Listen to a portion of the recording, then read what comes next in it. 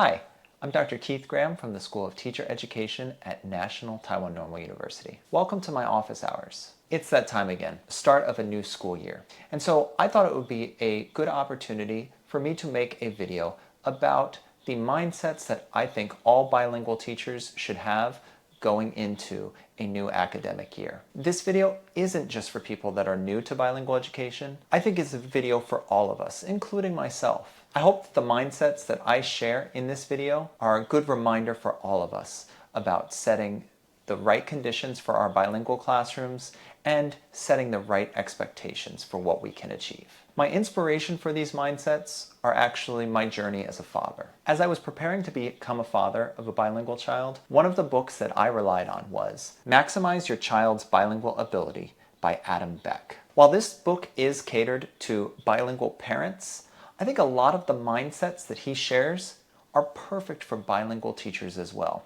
Because I'm a firm believer that being a bilingual father is a lot like being a bilingual teacher. Many of the insights that I share from the book today are going to come from Principle 3 in his book, Satisfy the Core Conditions. The first principle that he shares is the idea of exposure plus need equals bilingual ability. Beck writes, "To become actively bilingual, the child must receive sufficient exposure to the minority language and feel a genuine need to use it expressively." In the case of our classrooms here in Taiwan, the so-called minority language is English. And what Beck is telling us is that we need to create sufficient exposure to the English language in our classrooms, while also creating a need for students to use the language. Now, one thing that we have to keep in mind in the Taiwanese public school context is that we're going to have to create exposure and need for both languages, both Mandarin and English. And it's upon us as bilingual teachers to figure out what that balance is. In many cases, when we are teaching students new content, we're probably going to be using Mandarin. But then extension activities around that new content are potentially good places to create exposure and need to English. That being said, we do have to always keep our context in mind and be flexible. Beck talks about this need for flexibility. He writes, "It may be, however, that in your particular situation at this particular time, you feel unable to take action to the degree needed. There's no shame in that." When Beck talks about taking action, he's talking about creating a sufficient exposure and need to the language. In our context here in Taiwan, teachers are going to have to decide how much exposure and need do we bring into our classrooms. In some cases, we're not going to be able to bring as much exposure and need for the language that we hope, because our students may not be ready for it. And teachers may feel bad about that. They may feel guilty thinking that they're not following the policy. But Beck tells us that there's no shame in that. You have to understand that when children are ready, they'll be ready.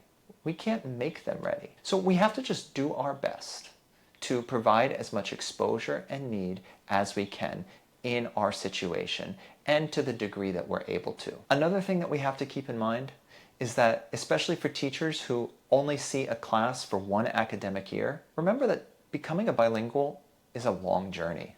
It's not something that happens in a year. So the things that you do in your classroom today, you may not see too many results. But Beck reminds us, even if you don't see the fruits of your efforts right away, the actions you make now could very well lead to the day when your greater goal is realized and your children come to use the minority language more actively in their lives. So even if you are just doing a little bit of exposure and need, you are playing a very important role in their bilingual development, even if you don't get to see what that full bilingual development ends up being. All that being said, we have to acknowledge that this bilingual education policy and phenomenon in Taiwan is creating a lot of stress and anxiety for teachers and students alike. And so while we may want to, really push that exposure and need more and more in our classrooms, we do need to keep the well-being of our students in mind. And I think what Beck says in his book frames this perfectly. From the child's point of view, being loved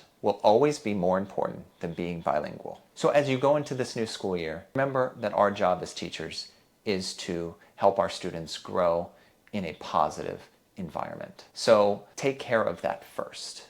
make sure that you cultivate a positive environment in your classroom, and then take care of the bilingual part. Thank you for attending my office hours.